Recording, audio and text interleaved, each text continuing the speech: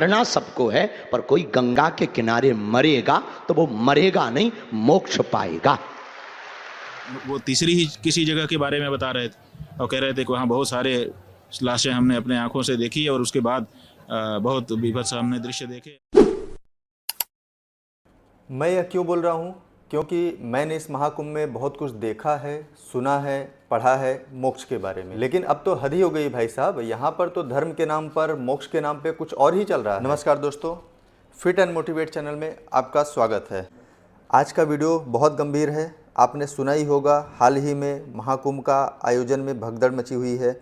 Video को आगे बढ़ाएं इसके पहले हम सुनते हैं कि हमारे धर्मगुरु शंकराचार्य अतिमुक्तेश्वरानंद जी ने महाकुंभ के तीसरी भगदड़ में क्या बताया। आज ही दो लोग हमारे पास आए, वो डर रहे थे, वो कह रहे थे कि हम आपसे बात करना चाहते हैं। हमने कहा करो, बोले अकेले में करना है। हम कहे अकेले में क्यों करना है, जो करना है यहीं करो। तो उन्होंने कहा कि हम घटना के संदर्भ में आपको जानकारी देना चाहते हैं। तो उन्होंने हमको जानकारी दी। वो तीसरी ही किसी जगह के बारे में बता रहे थे और कह रहे थे कि वहाँ बहुत सारे लाशें हमने अपने आंखों से देखी और उसके बाद बहुत बीभत्स हमने दृश्य देखे और हम बहुत चिंतित हैं। आगे के स्नान में क्या होगा, लोग कैसे आएंगे, फिर उनके साथ कोई घटना घटेगी, इसके बारे में क्या तैयारी है। तो हमने उनसे पूछा कि आप ये बात हमको क्यों आए हो कहने के लिए। उन्होंने कहा कि हम देख रहे हैं कि कोई सुन नहीं रहा है, आप कम से कम बोल रहे हो, हमारी बात आगे बढ़े ताकि इस बारे में, आगे के बारे में आश्वासन हमको मिले। तो आम जनता जो है, बहुत सारे लोग हमको जगह जगह से टेलीफोन करके पूछ रहे हैं कि हमने टिकट करा रखा था, हम अब आएँ कि ना आए। बहुत से लोग सूचना दे रहे हैं कि अब तो हमने अपना टिकट कैंसिल करा दिया। बहुत से दूसरे लोग हैं, वो कह रहे हैं कि अब तो आने लायक है नहीं, अब हम अपना कैंसिल कर रहे हैं। अभी हमारे पास हमारे शिविर के व्यवस्थापक आए थे, हमारे भारद्वाज जी, अनिल भारद्वाज जी, वो कह रहे थे कि 50% लोग रह गए हैं, बाकी लोग नहीं आ रहे हैं, आप फिर से आह्वान करिए कि लोग आएँ। लेकिन लोगों के मन में जो डर बैठ गया है, और टीम वही है, वही योगी आदित्यनाथ जी हैं, वही मेला अधिकारी है, वही डीआईजी है, वही आईजी है, वही सब लोग हैं। तो अब ये जो विश्वास एक बार टूट गया जनता का, वो कैसे पनपेगा। हमने इसीलिए कहा था, हमें कोई आदित्यनाथ जी से हमारी दुश्मनी थोड़े है, लेकिन हमने इसीलिए कहा था कि अब परिस्थितियां जो हो गई हैं उसके अनुरूप एक नया विश्वास आम जनता में डेवलप करने के लिए जरूरी है कि कुछ हटाओ बढ़ाओ, ताकि नयापन आए और लोगों को नया विश्वास पनपे। मोक्ष कौन देगा? सवाल ये आता है कि मोक्ष हमें कौन देगा? क्या वो कोई बाबा या संत हमें मोक्ष देंगे या कोई धाम तय करेगा? दोस्तों, देश में हमारे गरीबी, भूखमरी की चिंता करने वाला कोई नहीं है, लेकिन ये बाबा महाकुंभ में बैठ के मोक्ष बेच रहे हैं हम लोगों को। महाकुंभ में हुए हादसे पर धीरेन्द्र शास्त्री ने एक ऐसा बयान दिया है जिसने सोशल मीडिया पर बवाल खड़ा कर दिया है। जो भी महाकुंभ में आया वह पुण्य कमाने आया। अगर किसी ने यहाँ अपने प्राण त्याग दिए तो वह मोक्ष को प्राप्त कैसे करेगा? यह केवल एक हादसा नहीं बल्कि एक ईश्वर की इच्छा थी। दोस्तों, ये मेरे शब्द नहीं है, बाबा धीरेन्द्र शास्त्री के शब्द हैं। तो आइए सुनते हैं इस वीडियो में। मरना सबको है, पर कोई गंगा के किनारे मरेगा तो वो मरेगा नहीं, मोक्ष पाएगा। यहां मरे नहीं है कोई।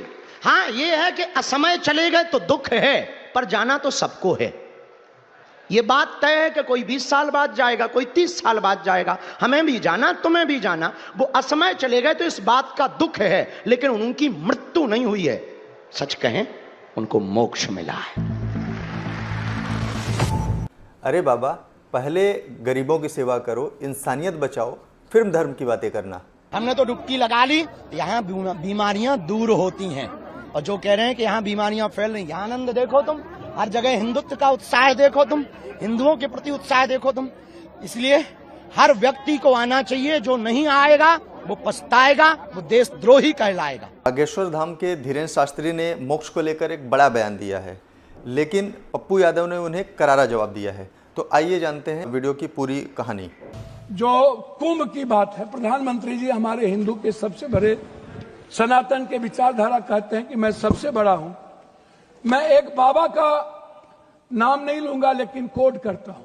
उन्होंने कहा कि जो जो लोग मरे हैं वो मोक्ष चले गए, कि बाबा ने कहा कि मोक्ष में चले गए। तो मैं चाह रहा हूं कि ऐसे बाबाओं को मोक्ष में चला जाना चाहिए। दूसरी बात, मैं अंडरस्टैंड यंग, वो साधु संतों को आशीर्वाद दे रहे हैं, जी, वो मैं आशीर्वाद दे रहे हैं। जी जी जी। मैं दूसरा बात, उन्होंने अंडरस्टैंड यंग को ही उन्होंने 2000 करोड़ का लगभग उन्होंने ठेका दिया, जबकि 13 में 19 में इन्हीं को कुंभ मेला का ठेका दिया गया था। 4 लोग लगे, सारे मैनेजमेंट, टेक्निकल मैनेजमेंट से लेकर के सारे चीज इन्हीं को था। ये कौन है, इन पर क्या इंक्वायरी होगी?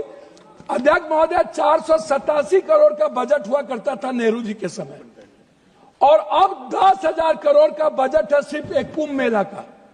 जब नेहरू जी के समय कुंभ में लोग मरे थे तो गिनती थी। जब दुनिया में सोशल मीडिया, इतने बड़े मीडिया प्लेटफॉर्म पे इतना बड़ा बड़ा हमारा मीडिया है, सब कुछ है, एक बार गिनती नहीं हुई, जबकि 600 से लगभग लोगों का कहना है, वहां आंखों देखे, मेरा नहीं कहना है, कि 300 और 600 के लगभग लोगों की लाशें गई और उसको हिंदू रीति से नहीं जलाया गया। क्या हमारे संस्कार इतने गिर गए कि हम हिंदू रीति से उसके लाश को भी नहीं जलाए?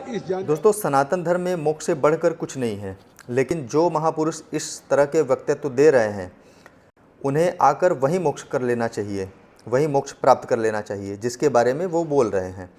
आपने जो कहा वो छोटी बात नहीं थी। इतने लोग कुचल कुचल कर घुट कर मर गए और आप कह रहे हैं कि यह तो होता ही है, एक दिन मौत सबको आनी है। मौत निश्चित है, लेकिन अपनी स्वाभाविक मृत्यु मरना अलग बात है।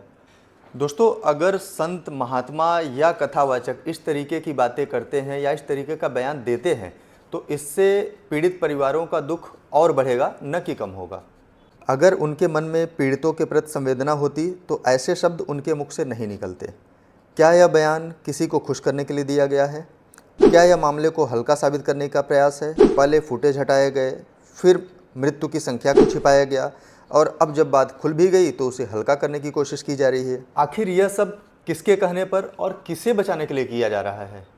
नकली जो राम होता है वो भी तो राम की बात बोलता है, नकली जो रावण होता है वो भी रावण की भाषा बोलता है। अगर हम नकली भी शंकराचार्य हैं उनकी दृष्टि में,